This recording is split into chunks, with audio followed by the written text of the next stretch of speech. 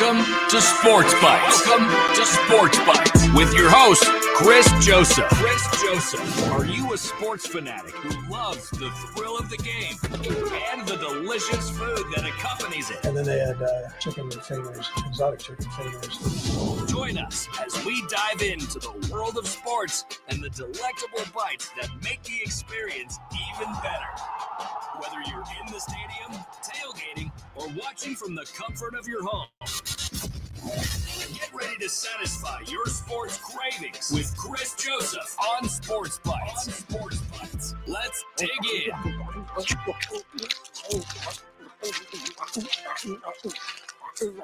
Oh, I am back. What is up, everybody? My name is Chris Joseph. I'm your host of the Sports Bites podcast. I hope you guys are doing great this Monday. The season's almost over in college football. Craziness going on in the NFL. And I'm just happy to be back. For those that don't know, a couple weeks ago, it was the night of the Oklahoma-Missouri game. I was trying to do some cooking at the house and made a costly error and dropped a full Dutch oven of hot frying oil on my leg. Resulted in second-degree burns over about 50% of my right leg. Luckily, it's the lower portion, and thank God it didn't splash up any higher, guys, if you know what I'm saying. All right? And I think I did that show that Monday after the Missouri game, and at first it really wasn't that bad.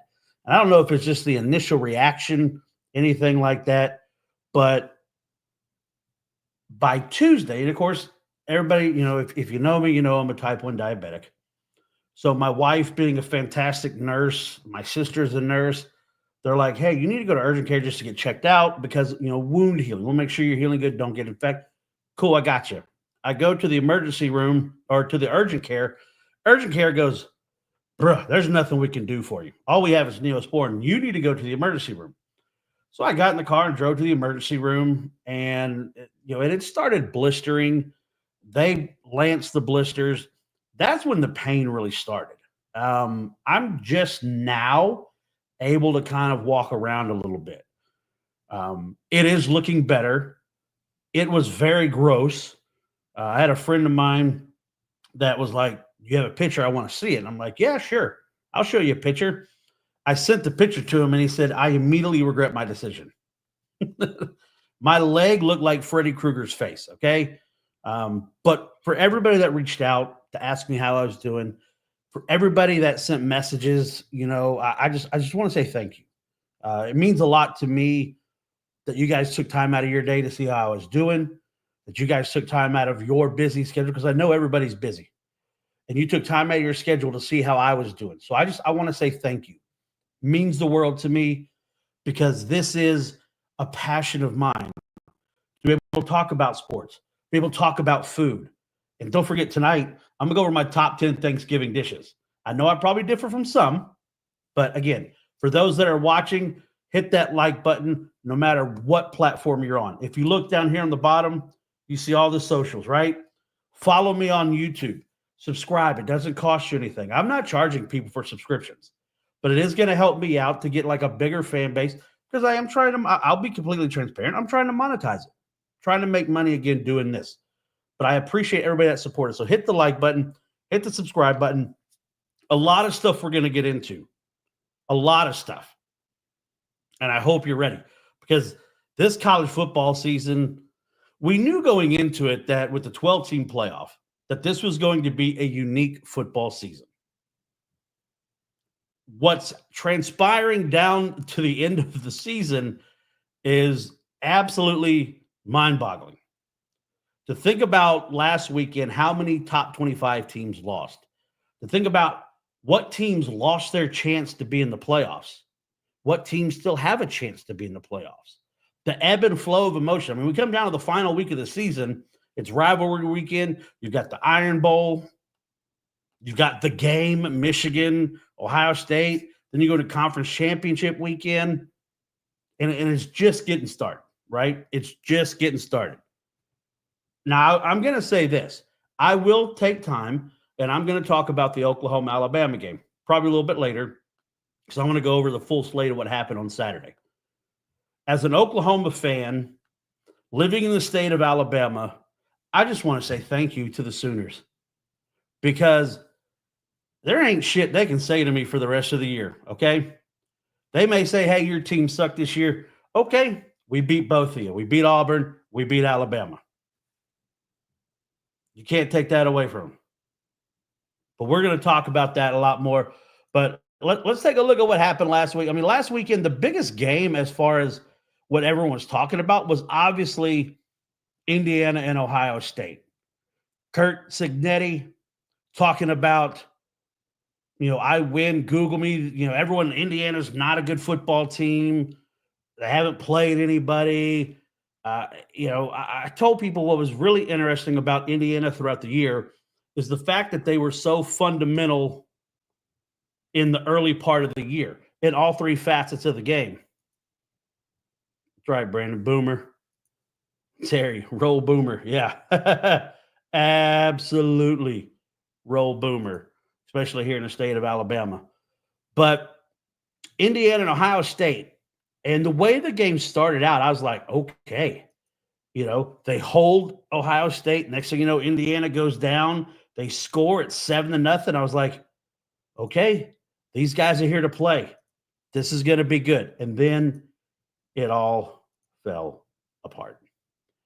And I felt bad watching it because it was one of those, if you watch the movie, The Replacements, that was a quicksand game. No matter what Ohio or Indiana tried to do, they just kept sinking and sinking and sinking.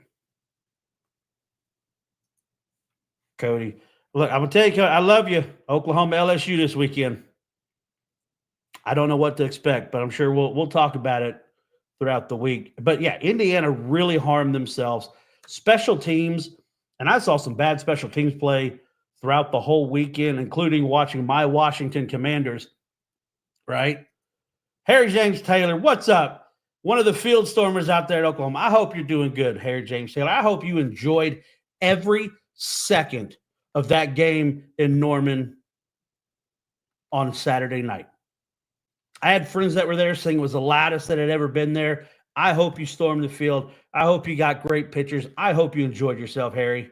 Harry's one of the best Sooner fans of all time.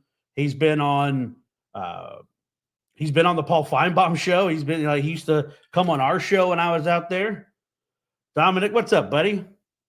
Man, he's got Dominic. I got to get Dominic on next week because he's getting credentialed and approved to go to the ACC championship game for the college football dogs.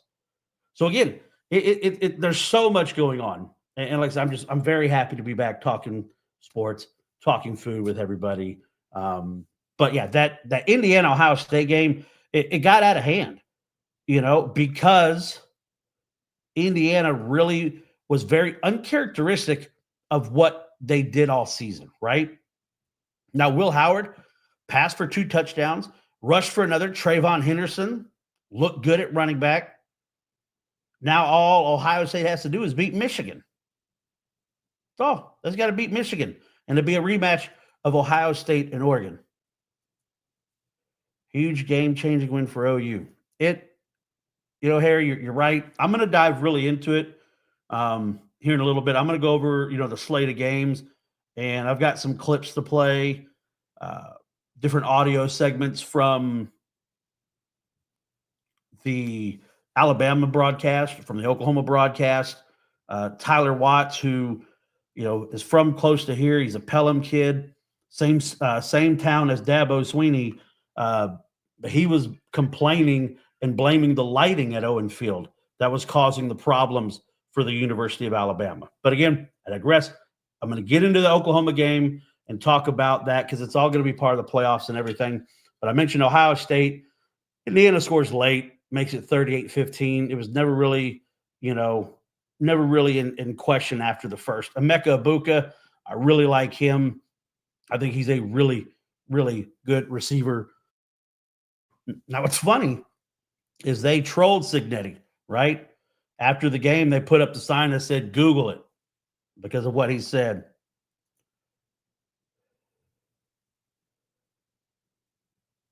let's see, won't fire BV. You're right. They're not going to fire BV. And again, I hated being one of those people that's like, maybe it's time to go away. But again, I'm going to get into the Oklahoma game in a little bit. All right. I've got a full dissection of this. University of Texas still continues to play. Quinn Ewers just he's just off. He's just off a little to me. They fumbled the ball a little bit.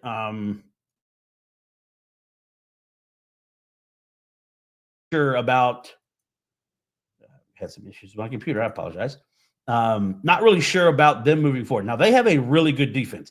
They bring pressure, unlike a lot of teams out there. They're dangerous, right? Texas is dangerous. They beat Kentucky 31-14. The team that I think is a huge fraud, Penn State. I'm so mad because Penn State's going to get in the damn playoffs, and I don't think they're a good football team. I don't. Now, again, you won your games. All you can do is win the games you're put in front of you, right? Minnesota had every chance in the world to beat them. Drew Aller, 21-28, 1 touchdown. Tyler Warren's the only guy, and I don't understand, if you're going up against Penn State, why do you not set up somebody, some way to take him out? I mean, there was a lot of that this weekend. Some of these games, like the Oklahoma-Alabama game. Kane Womack, why the hell did you not stack the box and make Jackson Arnold beat you with his arm? I don't understand that. And that's coming from an Oklahoma fan. If I'm going against Oklahoma, I'm stacking the box and I'm making Jackson Arnold beat you under pressure, throwing the ball. So I don't know. But again, why is nobody – and look, take nothing away from Tyler Warren.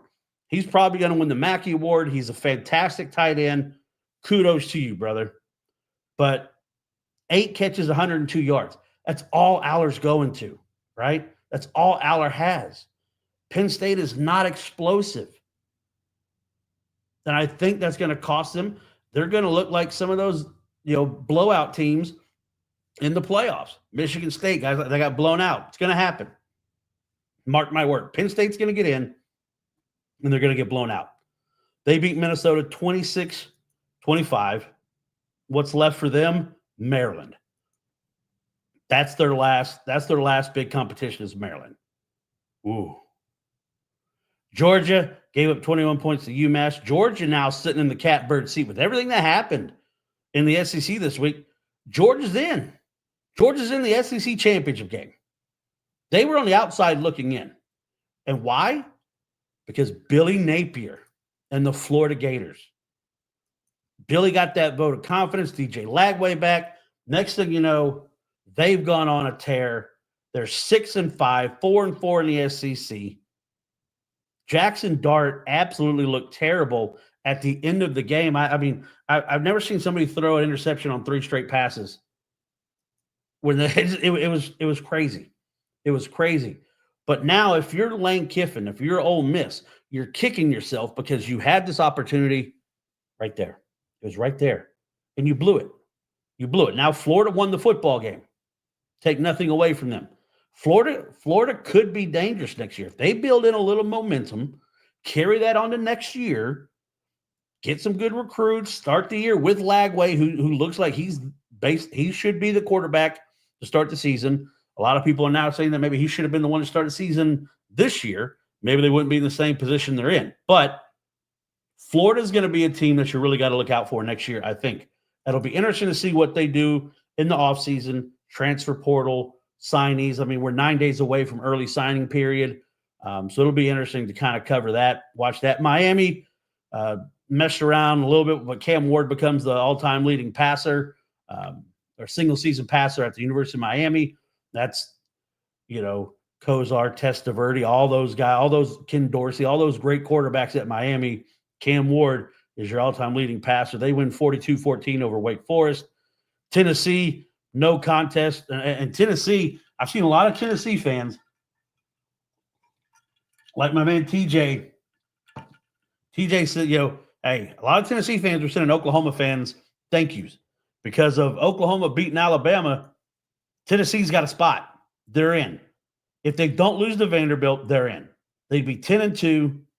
And I think you look at their losses, the Arkansas loss, I don't get. Georgia, That's always big. But now they're set up. All they got to do is beat Vanderbilt. Now, again, it's not as easy as it has been in years past, okay? This is not going to be a pushover. It's going to be, it's going to be an intense game. I'm intrigued to see how Clark Lee and the Commodores prepare as they get ready for this game. Nothing would make them happier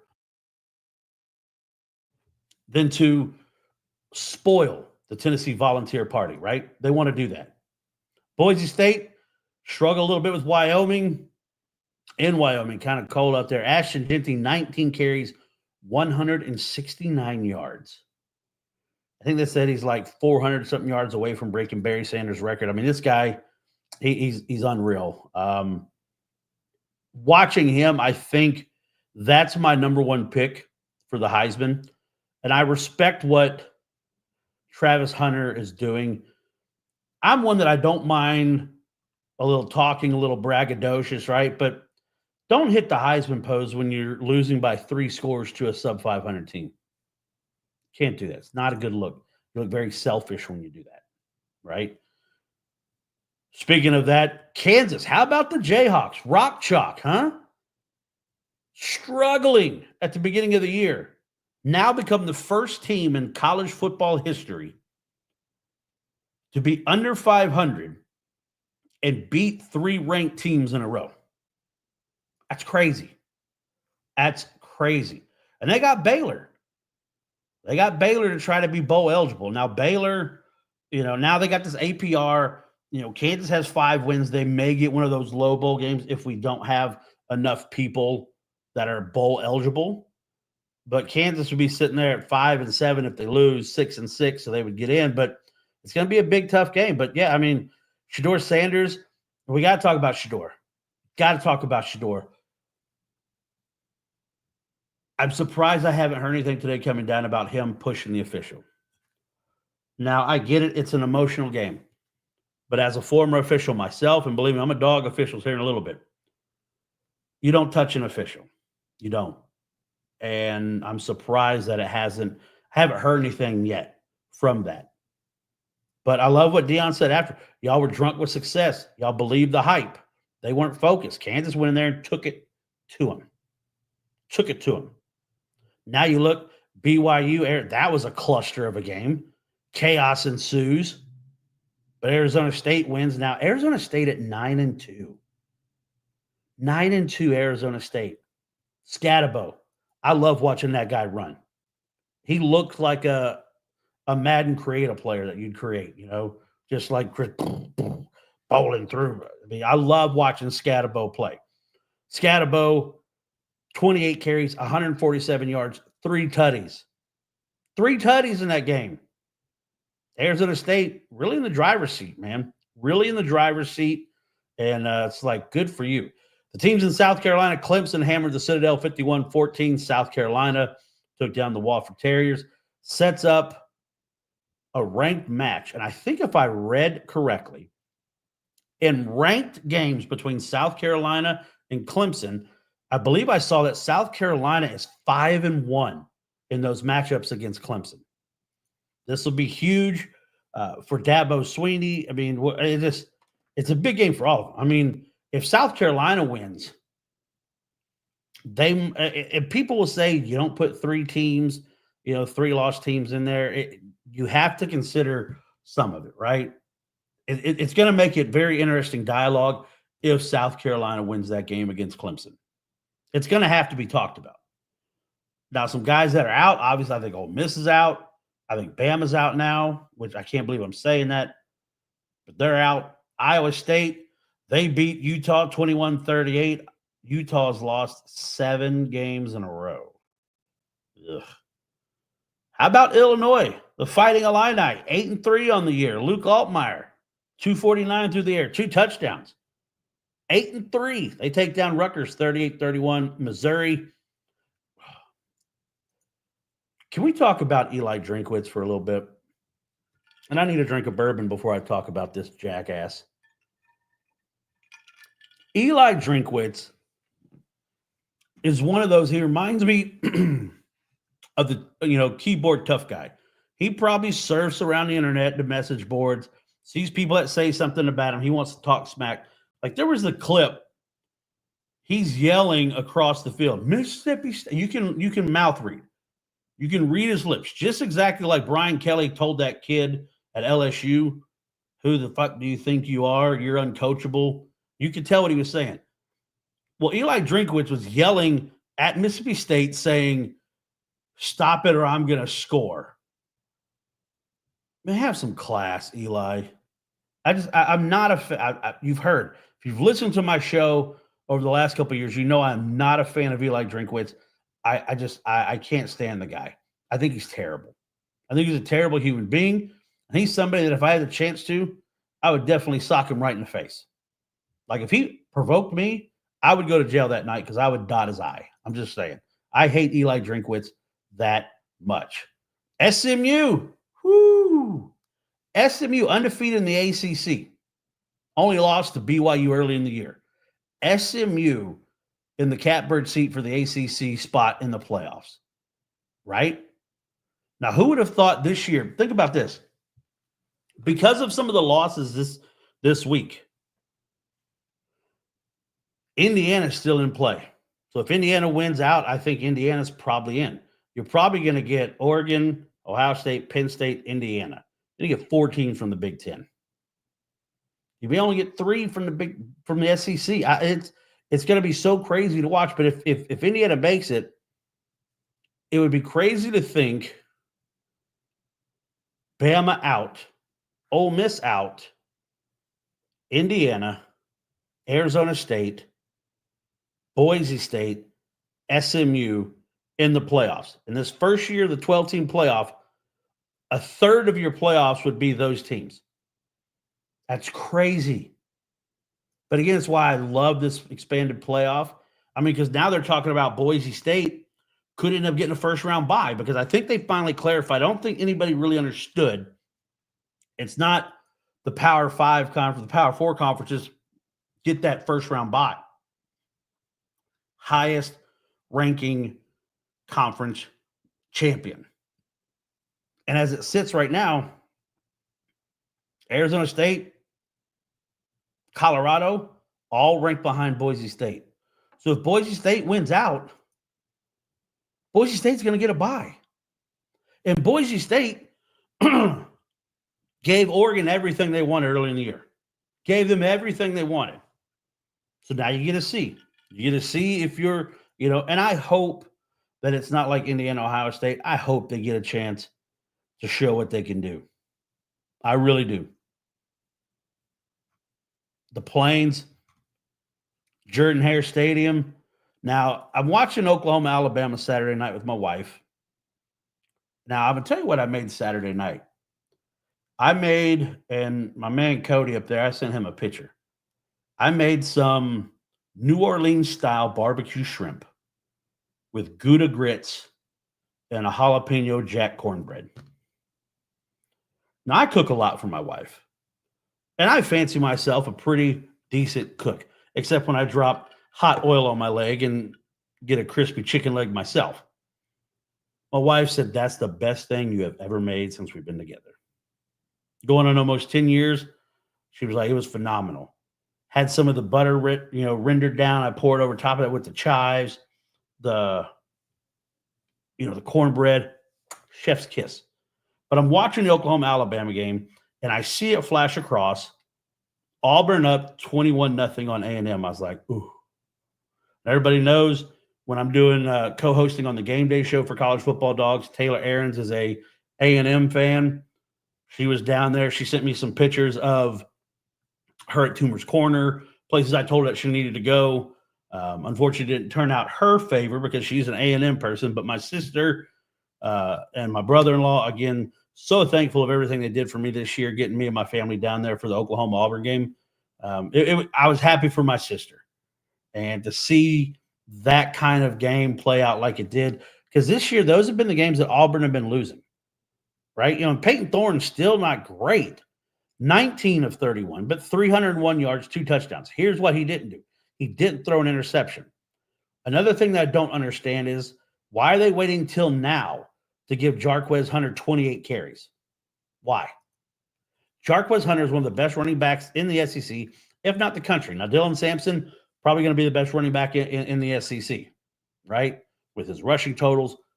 But why is Auburn just now starting to run Jarquez Hunter like that? And I think if you watch the Oklahoma-Alabama game, I'm doing the same thing. I'm coming right at him. Xavier Robinson had a great night as a freshman. We'll talk about him. But Auburn, triple overtime. Now, it's one of those that I want to get your opinion. If you're in the chat, let me know. Do you like the college football tiebreaker or the overtime? Or would you rather it be like NFL, that you get a possession, if you score a touchdown, it's over? What do you like? Now, this one, it's gotten crazy to where you score, whatever happens. If you go to a second overtime, you score a touchdown, you have to go for two. Then after that, it just goes to 2-point conversion plays. From the three, you get one shot, one opportunity, and A&M couldn't pull it out. And they stormed the field at Jordan-Hare, fined $200,000. I don't think they care. Season like this, I don't think they care.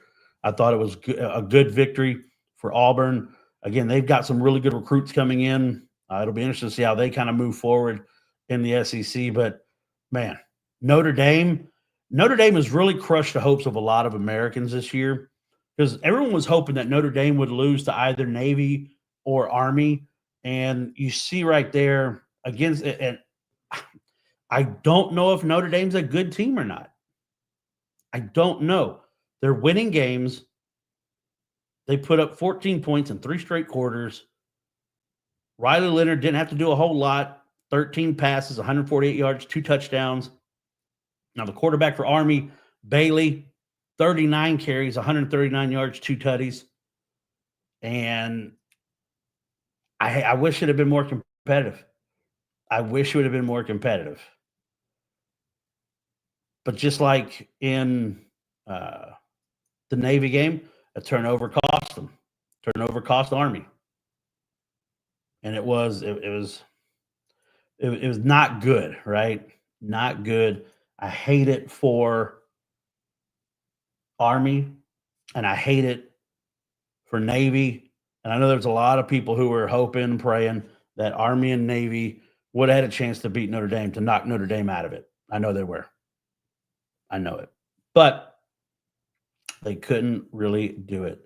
I don't know why I'm getting this message on my computer. It is really starting to annoy me. Some type of spam. This AT&T award. I'm like, shut up. I don't care. I don't care. All right. Now it's time. Right? I got to talk about it. Riley Leonard finally letting his playmakers make plays. Yeah, I mean, he's smart. He's gone to Notre Dame and Duke, so he's obviously a smart individual. Notre Dame, man, I don't know yet. I don't know. But now I'm going to talk about this game. And I'm going to talk about what I thought heading into it. You can ask anybody that knows me. Again, I live in Birmingham, Alabama. I'm in the heart of SEC. I'm in the heart of Crimson Tide country. When you move to Alabama, the question you're asked is, who do you pull for? I told everybody I'm an Oklahoma guy. No. Who do you pull for?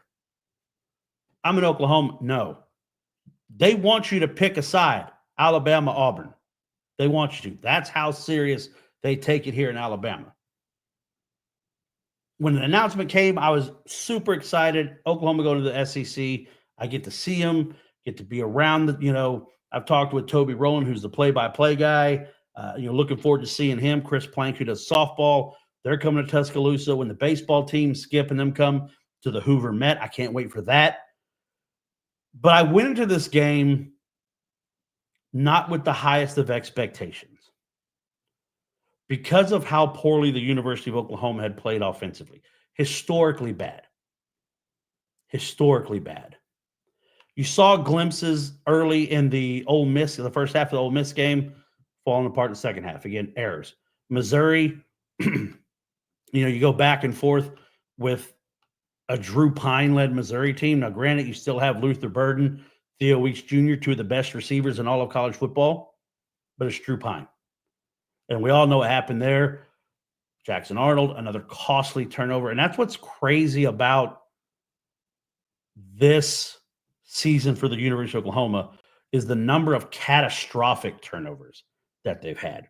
I mentioned in the show that I did a while ago, leading up to Alabama, that every turnover other than the Kip Lewis pick six in Auburn, every turnover that Oklahoma has created in the SEC has been reciprocated by an Oklahoma turnover or a missed field goal within 2 minutes and 3 seconds of clock time. Think about that. Quick change, momentum.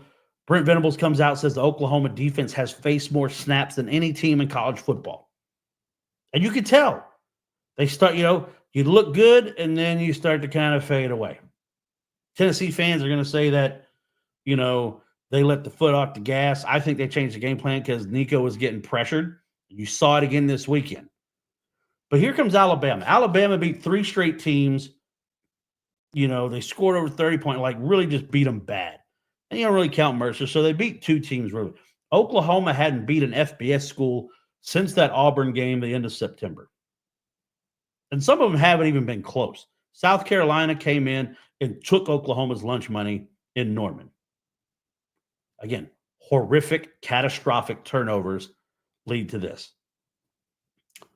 But I've got friends out here that I talk to in Bama. They're like, what do you think? What do you think? And, man, I didn't have a good feeling. I did not have a good feeling going into this game. And the only reason I say that, again, because of the type of offense. Did I think Oklahoma could compete defensively? Sure. There's some players that I was really surprised with. Eli Bowen, the freshman, I think he did a fantastic job covering Ryan Williams. I know he had the 1 touchdown taken away, which I think is one of the worst calls I have ever seen in my life, and I'll talk about the referees here in a minute. But it's taken away. Ryan Williams had 2 catches for 37 yards. 2. Now, the touchdown he scored, it was taken back. He was out of bounds. But again, the guy makes plays, but still throughout the game, 2 catches, 37 yards. They were dropping passes.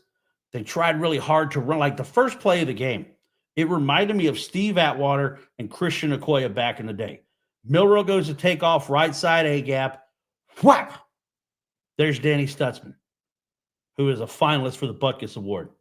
Kudos to you, Mr. Stutzman. And that kind of set the tone for the whole game. But then as it goes through, you start to see the mistakes creep up again. Taylor Tatum fumbles the football. He's had a problem securing the ball. Hopefully he's better with Skip Johnson in the baseball field this year on the diamond. And I hope the kid's successful, but he's got to get better with ball security. Then you get the ball back again, and you go down into Alabama territory. You throw a double pass, and Bauer Sharp butterfingers it. And you're like, oh, my God, here we go. And look, Bauer Sharp has had a bad year. There's a lot of people who are really down on Bauer Sharp. I think he did a great job in coming back and blocking in this game. But again, Bauer Sharp has struggled. He misses that catch. Not good. Then they come out, miss the field goal. And you're like, well, this is it. This is what Oklahoma has done all year. And you're like, you feel bad. I felt bad for the defense because the defense has played good enough to give them opportunities. I mean, the defense didn't give up those early touchdowns to South Carolina. That was the offense. Now, they scored 1 rushing touchdown. Rocket Sellers had a good touchdown, but that was after a quick turnover. So the defense has played good. And I had said I didn't think that Oklahoma was elite defensively. Then Saturday night happened. That was a Brent Venables defense. Now, I'm extremely happy for Brent Venables. I've told people on this show, I've talked to people, I hated feeling that Brent may not be the guy. Because I respect Brent. I got to know Brent when he was there as a defense coordinator under the Stoops regime. I got to know him, talked to him numerous times. Great man. Great man. When he was named the coach, it was like, all right, here we go. Get Lincoln Riley, get Muleshoe the hell out of here. We got an Oklahoma guy coming in. And it's been a struggle.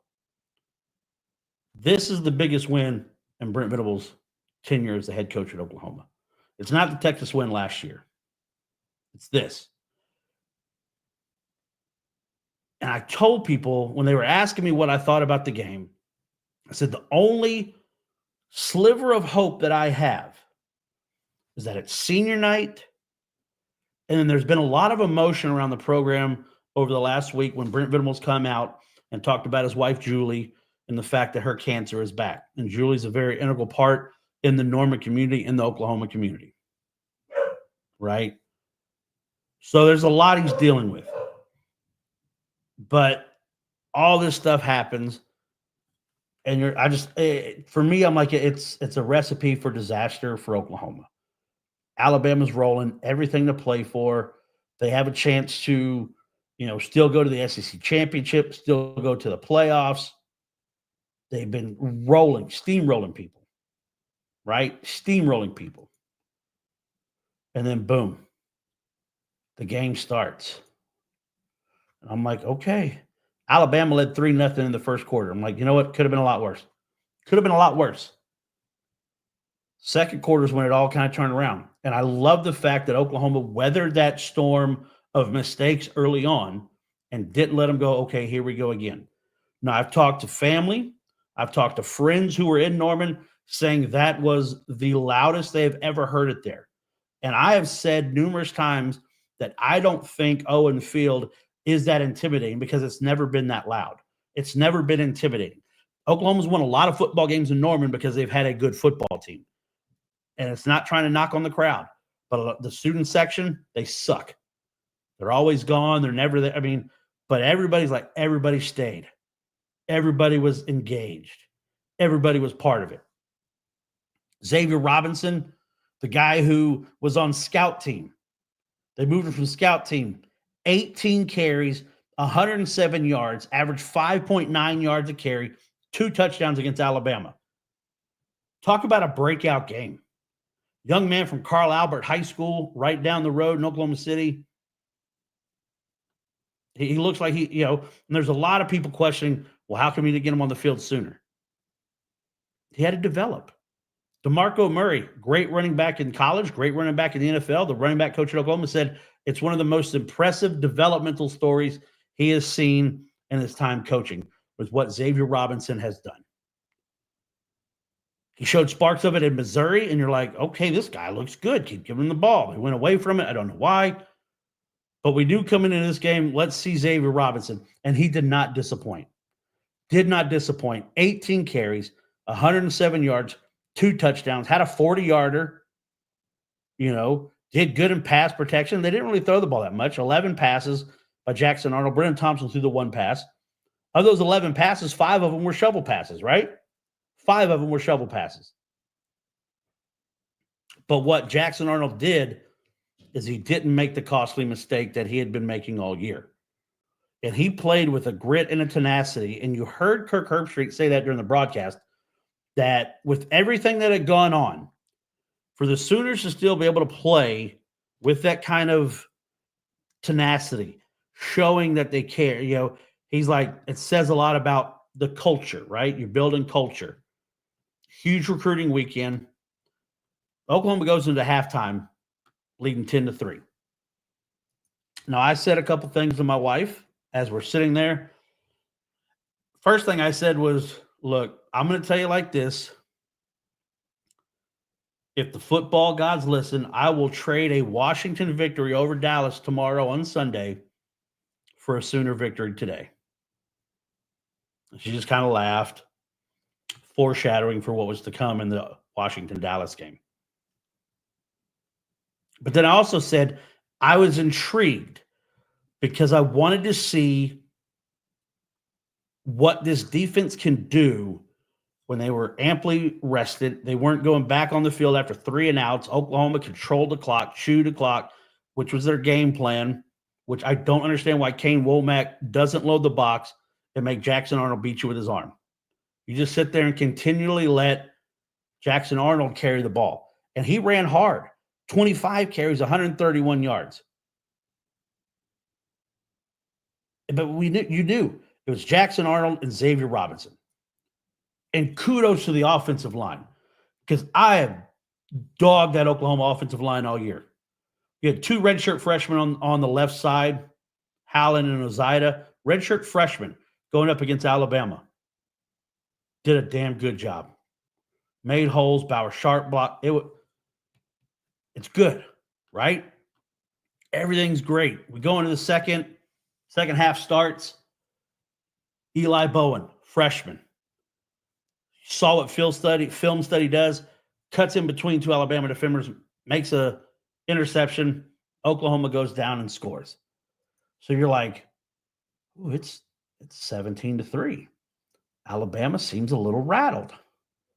Sure enough, the very next possession. They go empty on 2nd and 11 from the 45. Back to pass. Milroe looks right, throws right. Picked off! Kip Lewis down the sidelines. 20, 15. He did it again! He did it again! Kip Lewis, pick 6! Kip Lewis, Kip 6! Oh, Bubba! Sooner magic is happening in Norman. My man Toby rolling the play-by-play voice for the University of Oklahoma. Gave one of his old mamas. Sooner magic is happening. Kip Lewis, 2 pick sixes against both teams from the state of Alabama. The one in Auburn, game winner there, and this one here was pretty much the death knell. Oklahoma goes up 24-3. Now, 4th quarter starts, and I'm still trying to figure out. So it's early in the 4th quarter on the 4th and 1 play. Milroe finds Ryan Williams in the end zone, guarded tightly by Eli Bowen, but a fantastic, miraculous catch by a young superstar wide receiver. Got to toe in. Like, I remember Jalen threw it, and I saw it. I was like, oh, damn, he got his foot in. That's a touchdown. I don't know what the call was. I know they said he was covered up. I've talked to officials. I've talked to people that officiate in college right now. I spoke to my father, who is a lifelong official and has officiated in college. Nobody knows. He was talking with Mike Weatherford, who's a former NFL referee, right? Mike Weatherford, a former NFL referee who's from Edmond, Oklahoma. He had no idea. He had no idea what the call was. Now, I hate when stuff like that happens because I don't like people, oh, we got cheated. You know, then all the Alabama fans coming out of the woodwork, oh, you paid them off. No, we didn't. Stop. Nobody's paying off referees. It's no. Now, I think you have to answer for that call. Now, that was also the same crew that did Georgia, Texas. So if I'm the SEC commissioner of officials, that crew does not get a damn bowl game. I'm sorry. You cannot get a bowl game if that's what you're putting out. But it's a sad state of affairs for officiating in college football. And what's funny is the stark difference. Here's Chris Stewart and Tyler Watts, the Alabama broadcast of the same play. Milroe fires, picked off, intercepted again. Going down the sideline, Milroe's the only one that can catch him. Can't. Kip Lewis finds the end zone touchdown. Jalen tried to trip him rather than tackle him. That did not look good. It's a pick 6 for the Sooners, and Oklahoma has built a 3-score lead with 8:05 to go in the 3rd quarter, Damian. Hey, he stared that one down, man. He has to go through his progression and stop panicking, man. I'm right here, right in his vision. I mean, it was no doubt that he was throwing that ball to Oos, and the linebacker was sitting there waiting on him, man. That was a big mistake, top 4. You got to find a way, man. You just got to find a way. Jalen Milroe looked absolutely rattled, looked uncomfortable. R. Mason Thomas, Trace Ford, Jaden Jackson, that defensive line, then with the linebacker Danny Stutzman, they put Jalen Milroe in hell in a cell. Like, that was Jalen Milroe's personal hell. They were selling out to stop Jalen Miller from running. Jalen had 15 carries for 7 yards. 15 carries for 7 yards. Jam Miller, 12 for 45. Jeremy Bernard, 4 catches, 60 yards. Josh Cuevas, 2 catches, 40. Mentioned Ryan Williams, 2 catches, 37 yards. Unreal. But it's happening. And Oklahoma holds. So the third interception in the fourth quarter, Oklahoma gets the ball. And kudos to Woody Washington. Hasn't had an interception with Oklahoma in the last 2 years. It's senior night for him, too. He gets the interception after Milroe was hit. Ball's up in the air. Woody gets it. There was over 7 minutes left to go in the game. Alabama never got the ball back. I don't know. I can't remember a time when Alabama got bullied like that from start to finish. They looked like a team that wasn't prepared. They looked like a team that wasn't ready to play. They looked like a team that when adversity hit, they fell apart. They didn't come together. And it's very, there's a lot of talk out here, and I'm listening to people talk out here that, Kalen DeBoer got a very loaded roster compared to what Nick Saban did, right? But still not able to get it done. So I don't know where this lands for DeBoer. Again, I'm mad at Kane Womack if I'm an Alabama fan. Now, when Lawson went out, that's a big loss for the Alabama defense, okay? That's a big loss. But as an Oklahoma fan, I don't want to hear shit about injuries, all right? From any team. From any team, I don't want to hear anything about injuries. With the number of guys that have missed already, this patchwork offensive line, this offense that's been held together by baling wire and bubble gum. But they fought. The offensive line was blowing the Alabama defensive line off the ball, opening holes.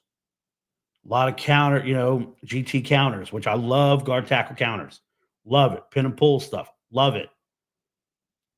Eddie Pierre-Louis, the freshman phenom, who you've seen the videos when he was running the 100-meter dash as an offensive lineman and beating people.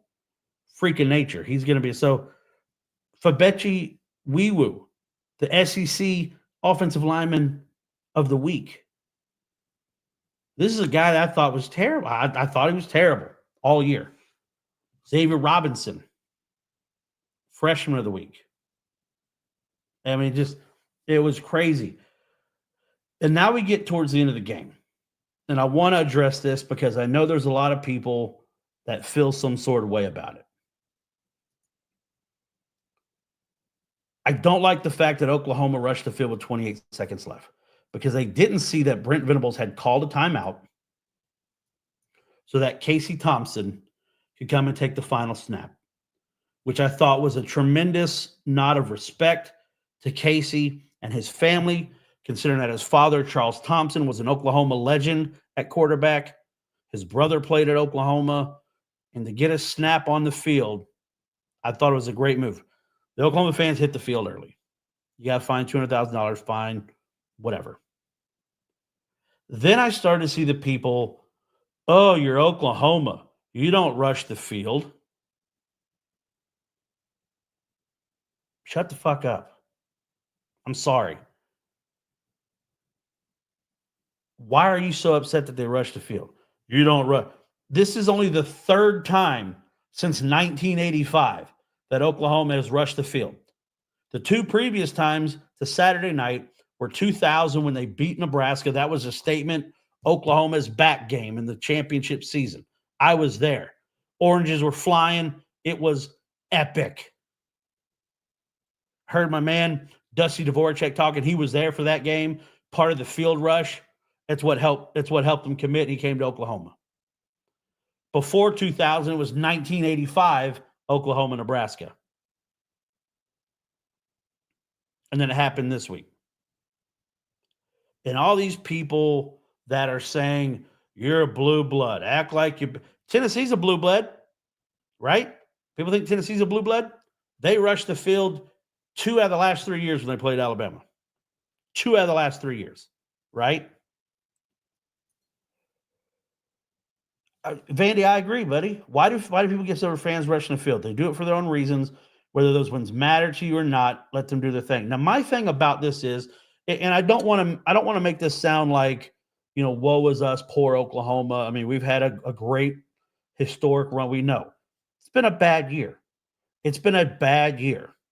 All the injuries, all the games that, the way they happened, the senior night, the Julie Venables news, that fan base needed that. And I think what's great is I'm seeing friends of mine out in Oklahoma post pictures of them with their kids on Owen Field, making those lifetime memories. But then you got people who are like, oh, don't rush the field. Shut the fuck up. These people are making memories. And again, as long as you do it right. I don't want to see people get, when they run at and they talk to players. And I don't like seeing that. I don't like seeing that. But if you rush the field, it doesn't matter. I mean, hell, Alabama's getting $200,000 from it anyway. I saw that, Dom. Oklahoma named the Cheez-It Team of the Week. I saw that. Vandy, you're right. Injuries, Bob's mother passing. It did. You're absolutely right. And as well. Again, different, but Vanderbilt beating Alabama, that mattered. Those fans, 60 years since Vanderbilt had won over Alabama, and to see the flood of Vanderbilt fans come on the field to help usher that goalpost down to the river? Yes. Yeah, I agree. If Vandy beats Tennessee on Saturday, hell yeah. Go for it. Live it up. Like I said, there's people taking pictures with the players. There's people taking pictures with their kids, their grandkids, and just making these lifelong memories. And you got these internet tough guys hating on them and talking crap about it. If they didn't do anything, right, as long as they didn't interact with a player, any of that stuff, put their hands on a coach, who cares? But it did. That was a huge win for that fan base. It was cathartic. They got emotional. They played jump around. Everybody had a great time. I'm getting emotional myself thinking about it. Because I know a lot of people that were there and what that win meant. But that's the same. It's just that's the sad state that we live in when people would rather be haters online and stuff like that. Well, I mean, and then you're a blue blood. The fuck does that mean? Just because Oklahoma has a storied tradition, the fans can't be emotionally bought in and rush the field? Like I said, Tennessee's rushed the field 2 out of the last 3 seasons against Alabama. Auburn's won national championships. They rushed the field. The kick 6 game, Rod Bramlett is great call. They're not going to keep him off the field tonight. If it's done right, I have no problem with it. Okay? I don't. But great victory for the Sooners. Now, I did say that I would give up a Washington Commanders victory over the Cowboys for a Sooner victory. The football gods giveth, and then the football gods taketh away. Washington had been struggling, but again, it comes in special teams. And I know why it happened, and listen to me. So I wanted Oklahoma to win, right? I said I want Oklahoma to beat Bama. I'll take the Washington loss to Dallas. And it happened. Oklahoma beats Bama. Dominates them, bullies them, knocks them out of the playoffs, knocks them out of the SEC championship. Everybody here in Birmingham up in arms over Kalen DeBoer, Womack. Like they hate it. It's crazy. Bench Milrow, play Ty Simpson in the Iron Bowl. Then Sunday comes around. And I'm like, it's the Cowboys. And I told somebody leading up to the week, I was very like, well, All right. This is the most confident I have been as a Washington fan going into playing Dallas. Dallas had won 15 of the last 16 heading into it. And then it was a terrible game. It was a terrible game from both sides. But then it got interesting. Turk, that kick return, as soon as he put his foot in and spun, I was like, he's gone.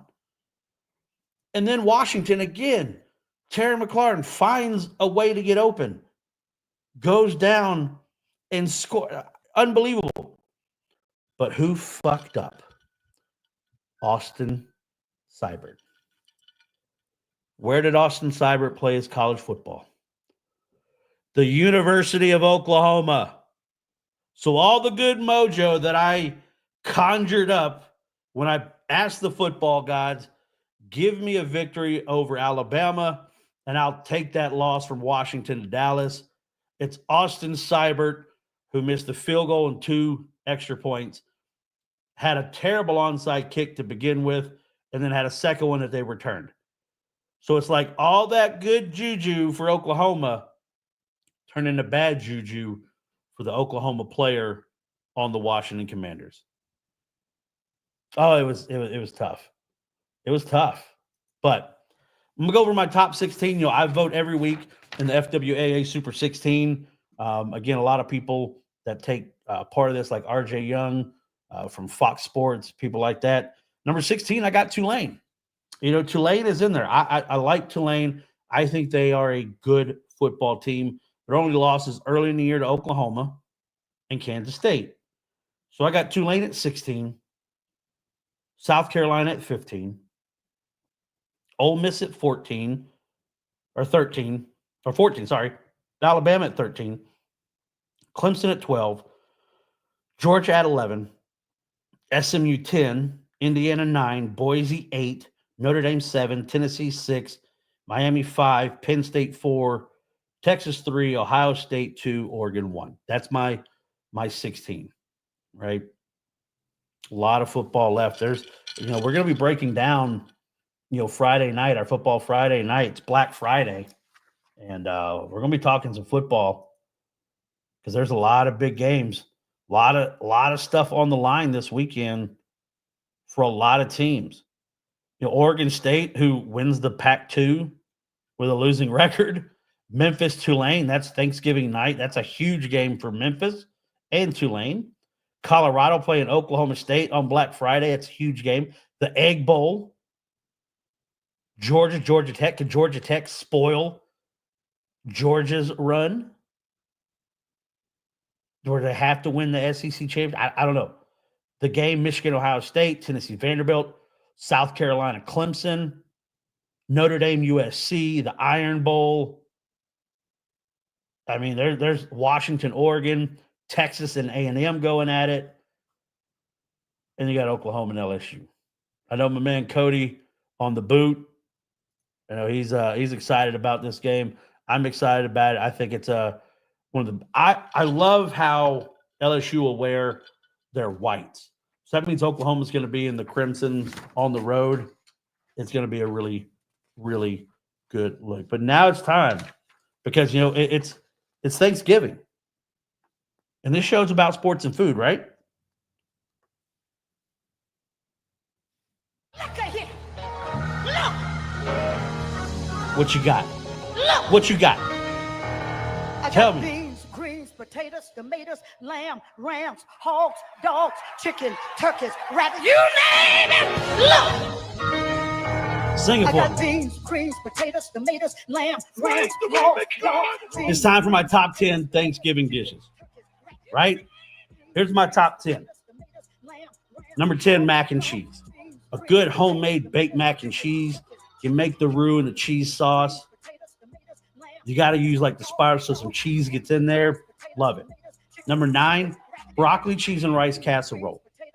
I'm going to tell you what's not on my list, green bean casserole. Keep that shit off of my table. Keep that shit off of my table. Vandy says, I want chaos. Give me GT over Georgia, A&M over Texas, Vandy over Tennessee. Are we really going to put all these 3-loss teams over any one? It's a great question. But they kind of already talked about that going into the year about the SEC, how there's going to be a lot of teams with multiple losses. And it will be chaos. But again, if you look at, the teams around them, it's who they've got the playoff predictor, right? And we'll see who gets through there. But I hope for chaos. I hope for chaos.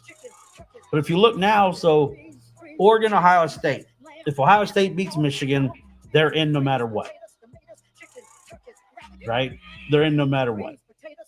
Oregon, Ohio State, they're both in. Texas can still be out because it's, Texas loses to A&M and then loses to Georgia in the SEC championship game. You put them in with 3 losses.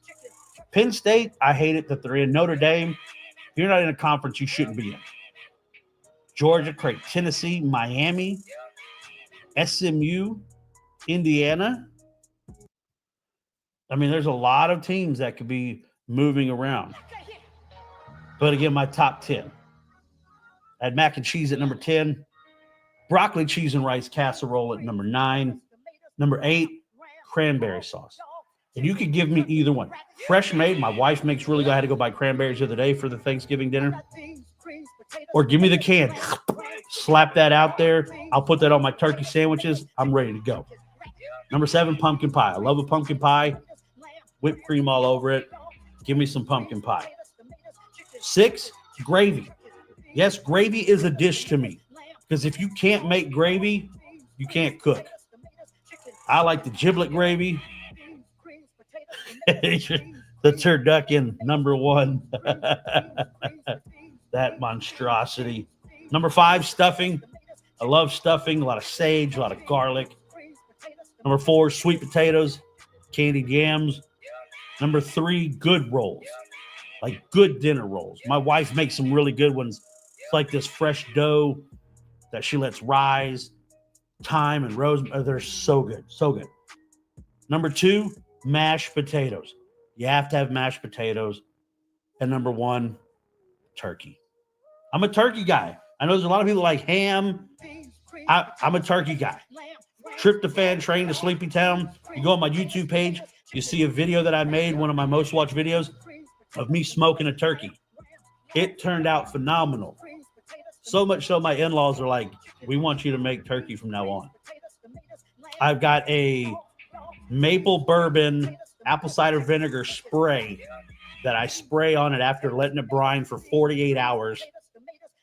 And then I smoke it. Every 20, 30 minutes, I go outside, squirt some of that on there. I'm like the dad from A Christmas Story, a turkey connoisseur. I want the giblets. I want the dark meat. I want the white meat, the legs.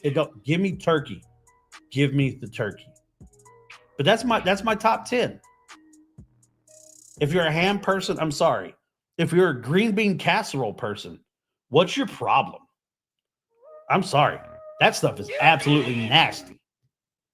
Green bean casserole, and it's everybody. I've tried it many times from many different people, and I don't like green bean casserole. I don't know what it, I don't like it. A lot of people put corn on the plate, but man, give me turkey, give me mashed potatoes, give me stuffing, gravy. I'm going to keep it very starchy, some cranberry sauce to mix in. And if they make a mac and cheese, great. And that's not always. I love a good mac and cheese on Thanksgiving. It's not an everyday thing, every time. And the broccoli, cheese, and rice casserole. I love that because what I'll do is when I make it, I'll make the rice. I'll make the broccoli. See, that's why you're a smart man, Vandy. You're absolutely right. You have to have giblet gravy. Put it on everything. Tater, stuffing, dressing, and the turkey. You're absolutely right. 100%, Vandy Chris. 100%. Now I got my kid to eat one of the gizzards. He's like, "Oh, what is that?" I'm gonna just try it. And I got him because he knows I will never ask him to try something I think is really gross. So I, cook the hearts and lungs, all the little gizzards and all that for the giblets. And I gave him one, and he was like, "Oh, that's really good." I'm like, "Yeah, it's really good." But yeah, I smoking turkey, good gravy. But yes, I want a lot of turkey. I want some stuffing. I want some mashed potatoes. A couple rolls. Like I'm taking a couple rolls. If they're good rolls, I'm hammering down on rolls. Some people, I've seen some people, especially here in the South, make cornbread on Thanksgiving. I love cornbread, but the cranberry sauce, you kind of mix that in. And then the best thing for me about Thanksgiving is the day after turkey sandwiches. I absolutely love post Thanksgiving turkey sandwiches. You get some good bread, like a sourdough, spread a little bit of that cranberry sauce on there, put some stuffing, the turkey, put some gravy. Yeah, come at me. A nice big piece of sharp cheddar with some I'm all about. That's what I can't wait is for the post Thanksgiving turkey sandwiches. Guys, that's going to do it for me tonight. Don't forget, stay tuned. The Golden Boot podcast is next. Those guys do a fantastic job. They're a lot of fun. Now, Cody and Vandy Chris went head-to-head this last week. I go head-to-head with Cody this week. Maybe see if we can do like some cross promotion stuff on Friday, talking about Oklahoma LSU. But George, Cody, Chris, they do a great job on the Golden Boot podcast. You need to check out Dog TV, right? The Dog TV, College Football Dog Network, Sunbelt Syndicate does a great job. You want to know about Group of Five? You want to know about the Sun Belt? Everything. Basketball. These guys have it covered. You need to check them out, right? Got to check it out. Right in the Air podcast. If you're a Kentucky fan, they're there, right? We go over the week that was, the effects going forward, and asking the question, what are you thankful for? That's a great, what am I thankful for? I'll tell you what I'm thankful for, Vandy. I am thankful that I have a wife who, one, takes really good care of me because the injury that I have, she's a nurse, and without her, it probably wouldn't be healing as good. Like if I was on my own, who knows what would be happening. But also in the midst of her going for a master's program, trying to become a nurse practitioner, she's always adamant about me chasing my passion, which is this. And so I'm thankful for my wife, and I'm thankful for all of you that tune in, that take time out of your day to watch, to listen, to interact, because I love it. I love interacting with you guys. I like answering the questions. I like the back and forth. I love talking about sports. I love talking about food. I love the combination. I love bourbon. So I'm thankful for all of y'all. I'm thankful for the ability to do this, right? It's a great question, Vandy Chris. Guys, don't forget, stay tuned for the Golden Boot podcast coming up at 8:30. Those guys are going to rock it, all right? That's going to do it for me. Remember, guys, follow all the socials down there. Follow me on YouTube. Doesn't cost anything. Just hit the subscribe button. Same on TikTok. I do a lot of TikToks. I put poll questions up, got YouTube shorts, everything like that on X. So just follow all those socials, right? For on X is at Sports Bites Pod 1. On TikTok, at Sports Bites Pod. YouTube, at Sports Bites Podcast. And on Instagram, follow Sports Bites Podcast. That's it all right there. But guys, that's going to do it for me tonight. I will talk to you Friday. Have a great Thanksgiving. Put politics to the side. Just enjoy being with your family. We don't need to talk about all that and cause a scene at family gatherings.